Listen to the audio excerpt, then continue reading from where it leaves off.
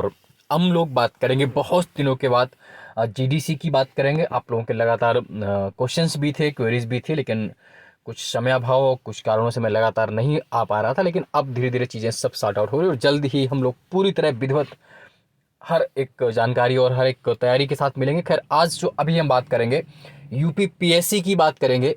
GDC government degree college में assistant professor की जो आने वाली भर्ती है, कितने पद पर आ सकती है, क्या उसका तरीका है, कैसे आप उस बैतरणी को पार कर सकते हैं, क्या सिलेबस रहता है और क्या प्रक्रिया रहती है, क्या डिफरेंसेज हैं यूपी एचईएससी से यूपी पीएससी में, उन सब की बात करेंगे। लेकिन उससे पहले देखते हैं क्या न्यूज़ है आज। तो ये देखिए, प्रदेश के 171 राजकीय महाविद्यालयों में असिस्टेंट प्रोफेसर के कुल 3160 पद हैं, आप सब जानते हैं। हालांकि जो रिक्त पद हैं वो ज़्यादा हैं, उसकी सूचना आ गई है, लेकिन अभी तक आयोग को जो सूचना भेजी गई है वो देख लेते हैं क्या है। राजकीय महाविद्यालयों में यानी कि गवर्नमेंट डिग्री कॉलेज में असिस्टेंट प्रोफेसर के 356 पदों पर भर्ती होगी। कितने? 356, 356। ये बात कर रहा हूँ मैं यूपी पीएससी के माध्यम से होने वाली जीडीसी की। उत्तर प्रदेश लोक सेवा आयोग, UP PSC, Uttar Pradesh public service commission द्वारा जो गवर्नमेंट डिग्री कॉलेज जीडीसी में जो भर्ती आती है, और इसी के तहत मेरा भी चयन हुआ था 2021 में, जो 17-18 वाली भर्ती थी। गवर्नमेंट डिग्री कॉलेज फर्रुखाबाद में मैं पोस्टेड हूँ। तो 356 पदों पर भर्ती होगी। इन पदों पर भर्ती के लिए उच्च शिक्षा निदेशालय से उत्तर प्रदेश लोक सेवा आयोग को अधियाचन भेजा जा चुका है। बड़ी बात है, यानी मैंने पहले भी कहा था जल्द ही भर्ती आने वाली, वो बात सत्य साबित होती है कि 356 पदों का अधियाचन निदेशालय ने लोक सेवा आयोग को भेज दिया है। बड़ी बात। आने वाले दिनों में इन पदों पर भर्ती के लिए आयोग से विज्ञापन जारी किया जाएगा। कमर कस लीजिए अब। 4 बास 24 गज अंगुल अष्ट प्रधान, ता ऊपर बैठो सुल्तान, मत चूको जवान, तो आपको चूकना नहीं है। इसके लिए आयोग में प्रक्रिया चल रही है। यूपीपीएससी से राजकीय महाविद्यालयों के लिए कुछ महीनों पहले 128 असिस्टेंट प्रोफेसरों की भर्ती हुई। उन चयनितों को कॉलेज आवंटित कर दिया गया है।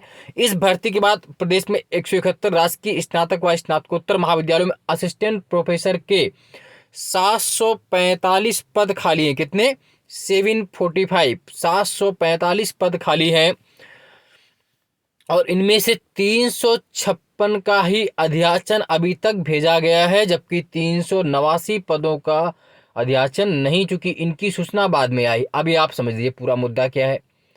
745 पद खाली है, इनमें से 356 का ही अधियाचन भेजा जा चुका है। 389 ब्लैंक पद हैं, खाली पद हैं, उनकी सूचना अभी हाल ही में निदेशालय को भेजी गई है, क्योंकि कॉलेज के द्वारा मंगवाया गया था, तो अभी पहुंच पाए, इसलिए इसका अधियाचन आयोग को नहीं भेजा गया है। इन रिक्त पदों का भी अधियाचन आने वाले दिनों में भेजा जाएगा, तो पदों की संख्या बढ़ सकती, निश्चित रूप से बढ़ेगी, आप ये मान के चलिए। प्रदेश भर में कुल 171 राजकीय महाविद्यालयों में असिस्टेंट प्रोफेसरों के लिए 3160 पद सृजित हैं। 24 से 15 पदों पर तैनाती है। पिछले 1-2 वर्षों में शिक्षकों के सेवानिवृत्त होने से बड़ी संख्या में पद खाली हुए हैं। कुछ नए कॉलेज खुले हैं, तो उनके पदों का सृजन हुआ है। प्रदेश सरकार का प्रयास है कि रिक्त पदों पर भर्ती हो जाए, जिससे शैक्षिक गुणवत्ता बेहतर हो सके। असिस्टेंट प्रोफेसर का चयन सीधी भर्ती से होता है। पिछले दिनों प्रतियोगी छात्रों ने परीक्षा और साक्षात्कार के जरिए असिस्टेंट प्रोफेसर पदों चयन की मांग की थी। हो सकता है इसकी चयन प्रक्रिया में कुछ बदलाव भी किया जाए, हालांकि अभी ऐसी कोई जानकारी नहीं। अब देखिए पूरी बात समझ लीजिए क्या है। कुल 745 पद खाली हैं, जिनमें से लोक सेवा आयोग को 356 पदों का अधियाचन मिल चुका है, जिस पर वो भर्ती निकालने की प्रक्रिया शुरू कर रहा है। हो सकता है जब तक भर्ती निकाली, जो 389 और खाली सीटें, उनमें से भी कुछ पद या सब पद पहुंच जाए। नहीं भी पहुंचते तो आप अभी 356 तो आप मान के चलिए। मोटा मोटी आपके पास ये दिमाग में रहना चाहिए कि लगभग 28 विषयों में ये आएगा, और लगभग अभी अगर हम बात करें तो 400 प्लस तो आनी आनी है। अब सिलेबस अभी बदलने की ऐसी कोई जानकारी आयोग ने नहीं दी है, तो जो पहले वाला सिलेबस है वही रहेगा। आप सब जानते हैं कि जो आपका एक पेपर होता है, लिखित पेपर जो होता है वो स्क्रीनिंग एग्जाम होता है। लिखित परीक्षा क्या होती है? स्क्रीनिंग एग्जाम होती है। वो उसके नंबर फाइनल मेरिट में नहीं जुड़ते, जैसा कि यूपीएचईसी में लिखित परीक्षा के मार्क्स जुड़ जाते हैं, इंटरव्यू और लिखित परीक्षा के आधार पर होता है, जबकि लोक सेवा आयोग में जीडीसी में जो रिटन एग्जाम होता है वो स्क्रीनिंग एग्जाम होता है, केवल क्वालिफाइंग होता है। हालांकि क्वालिफाइंग भी बहुत हाई कट ऑफ पर होता है। उसके बाद इंटरव्यू साक्षात्कार में जो 100 नंबर का होता है, उस साक्षात्कार के मार्क्स के आधार पर आपका चयन किया जाता है। अभी तक यही प्रक्रिया है, यानी कि जो रिटन एग्जाम है that is screening exam only and selection based only performance of inter boards. जो लिखित परीक्षा है वो केवल क्वालिफाइंग या स्क्रीनिंग एग्जाम होता है और आपका चयन साक्षात्कार के मार्क्स के आधार पर। लेकिन साक्षात्कार तक पहुंचने के लिए इतनी कट ऑफ हाई होती है, आप कल्पना करिए, आप सबने जो 128 पदों में इस बार लोग कट ऑफ दिए थे उसकी कट ऑफ मैं डालूंगा आपको, और जब मैं स्वयं अपेयर था तो लगभग 70 से 80% ऊपर जाती कट ऑफ।